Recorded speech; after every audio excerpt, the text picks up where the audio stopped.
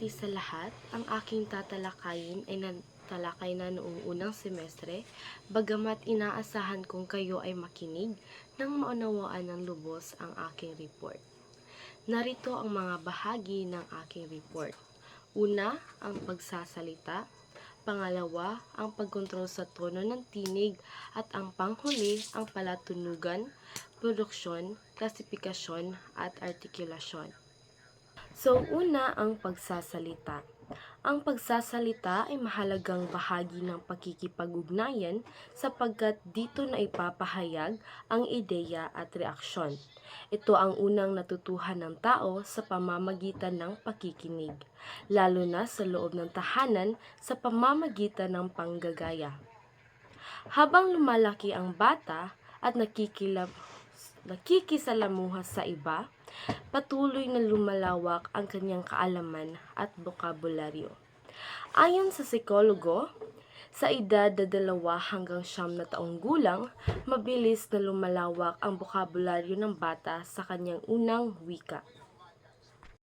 Ang katawan ng tao ay binubuo ng mga sangkap na may iba't ibang tungkulin sa pagsasalita. Ang mga ito ay nagtutulungan upang makabuo ng malinaw at wastong tunog o ponema. So meron tayong 3 mahahalagang salik sa pagsasalita.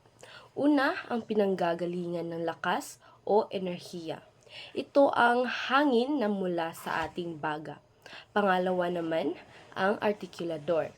Ito ang mga bahaging humuhubog sa tunog. Ang pangatlo naman ay resonador.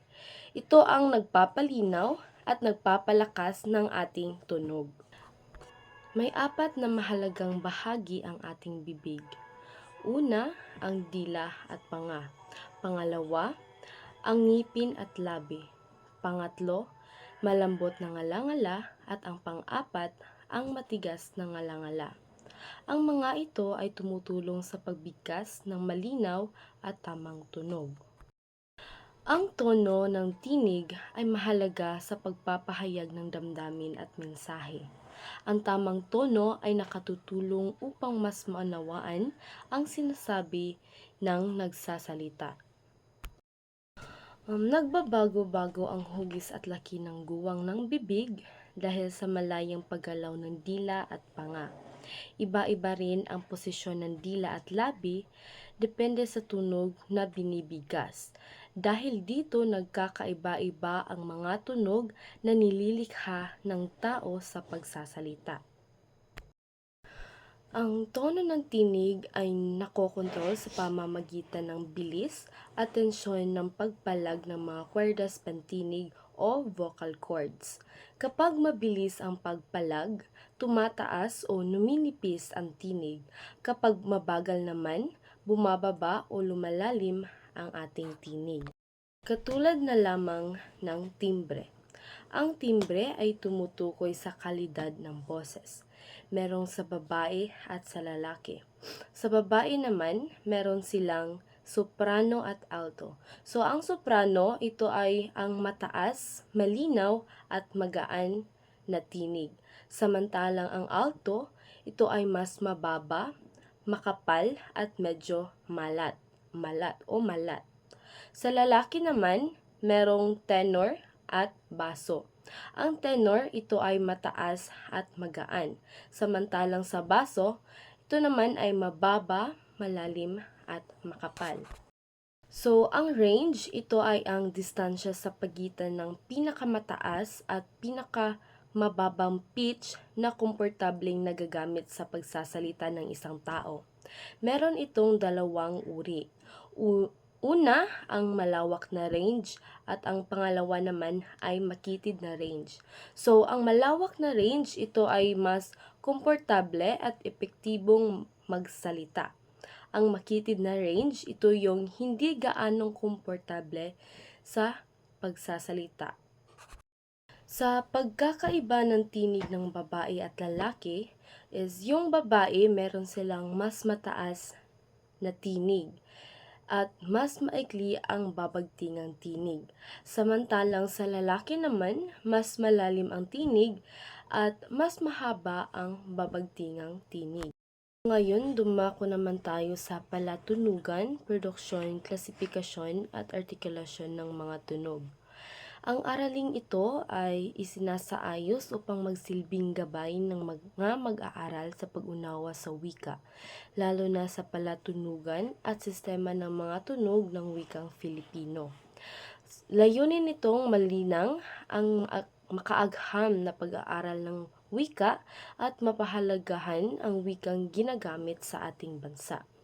So ang wika ang pangunahing kasangkapan ng tao sa pakikipagkomunikasyon at pakikihalubilo, lalo na sa isang bata.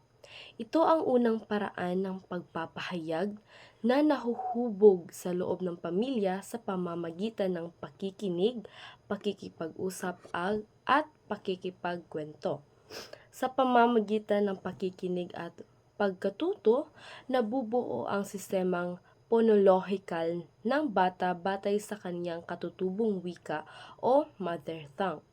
Dahil dito, ang paraan ng pagbigkas at paggamit ng wika ay naaayon sa kanyang kinalakihan.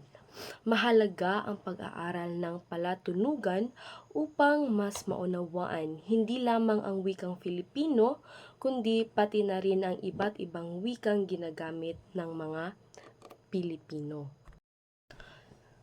So, ang mga tao ay may kakayahang lumikha ng makahulugang tunog na tinatawag nating ponema, na mahalagang bahagi ng pag-aaral ng lingwistika. Ang tunog ay nagmumula sa hininga na mula sa ating baga at hinuhubog ng bibig, guwang ng ilong, resonador at artikulador. So, ang wikang Filipino ay binubuo ng mga ponemang katinig, kabilang ang impit na tunog o glottal stop. Makikita sa mga salitang gaya ng pag-asa at ng 5 ponemang patinig na a, e, i, o at u. Kung saan nakikita nyo sa ponemang katinig, merong NG. So, ito ay tinatawag na digrapo. Isa itong digrapo na may 2 titik, ngunit isang tunog lamang. So, meron tayong slash o virgule. Ginagamit ito sa ponemikong transcription. Ito rin ay ipinapakita na ang tunog ay hiwalay at nag-iisa. Walang kasamang ibang tunog. Sa binagong alpabetong Filipino naman, 1987, meron tayong 28 na titik na sumisimbolo ng pagtanggap, pag-unlad at pagbabago ng wika. So, narito naman ang ating 8 hiram na titik. Ito ay ang C, F, J, N, Y, Q, V, X at Z. Ito ay ginagamit sa mga hiram na salita. Nakakatulong ito sa pagpapayaman ng wikang Filipino. Ang mga tunog na nalilikha sa pagsasalita ay tinatawag natin na ponema. Ang ponema ay makabuluhang unit ng tunog sapagkat kapag nabago o nabawasan ang isa, nagbabago rin ang kahulugan ng salita. Halimbawa na lamang nito ay ang salitang balat na may 5 ponema. Kapag inalis ang isang tunog, nagiging bala na may ibang kahulugan na. So sa kabuuan, ang wikang Filipino ay may 21 na pangunahing ponema na binubuo ng mga ponemang katinig at patinig. Ang mga ponemang ito ay isinusulat sa pagitan ng 2 pahilis na guhit o slush upang ipakita na ang tinutukoy ay tunog at hindi titik. Mapapansin din natin ang nong or ng na bagamat 2 titik ay nagiging isang tunog lamang kapag binigkas.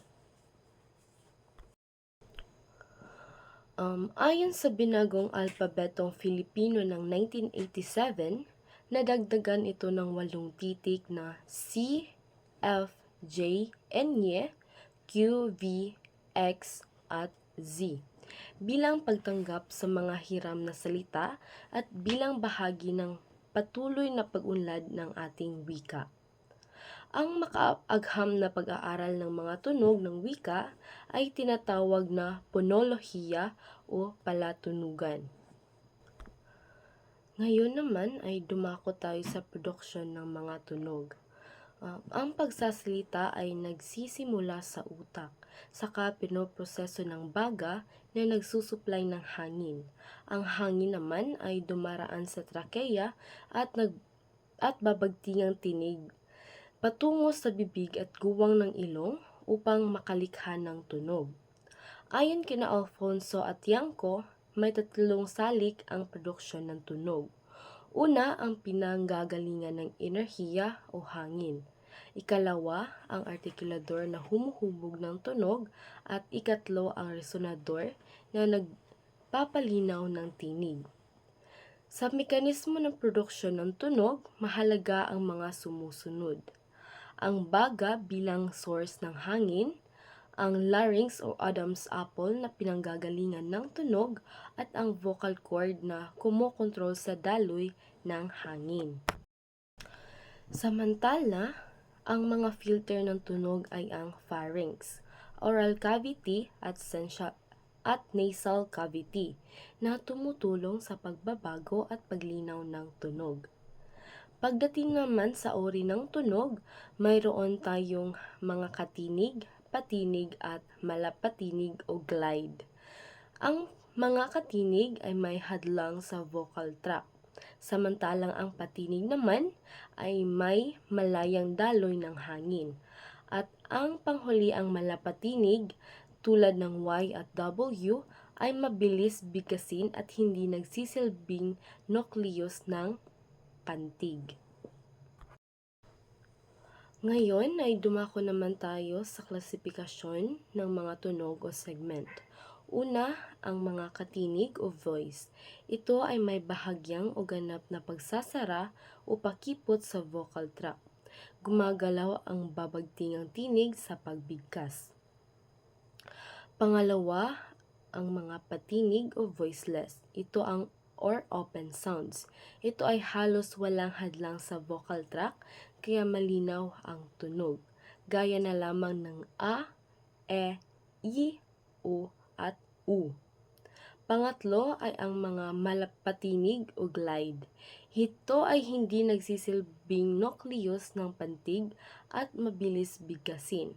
Halimbawa na lamang ay Y sa kamay at W sa waray.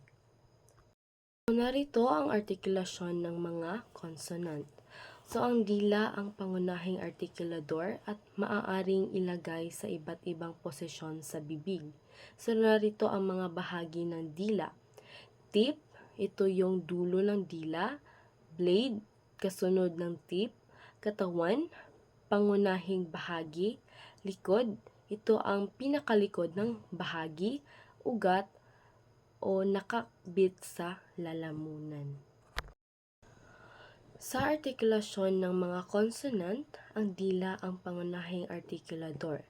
Ito ay may iba't ibang bahagi gaya ng tip, blade, katawan, likod, at ugat ng dila na gumaganap ng mahalagang papel sa pagbuo ng iba't ibang tunog.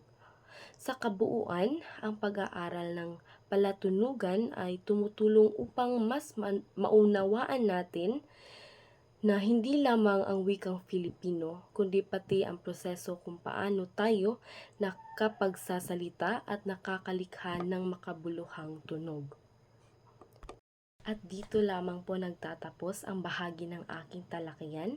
Naway meron kayong naunawaan at maraming salamat sa inyong pakikinig. Paalam!